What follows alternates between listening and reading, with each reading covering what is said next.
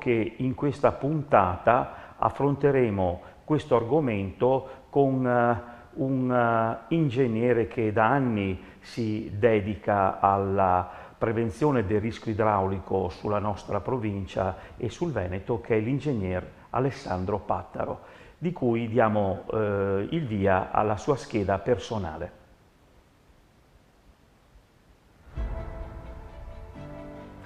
Alessandro Pattaro è nato ad Oderzo nel 1971, è laureato in ingegneria civile idraulica e ingegneria per l'ambiente ed il territorio.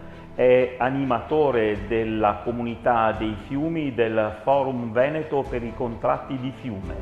È divulgatore scientifico e coautore di pubblicazioni sui piani delle acque. Ha conseguito e vinto 2 premi ricevuti alle edizioni del tavolo nazionale del contratto di fiume di Venezia e di Milano.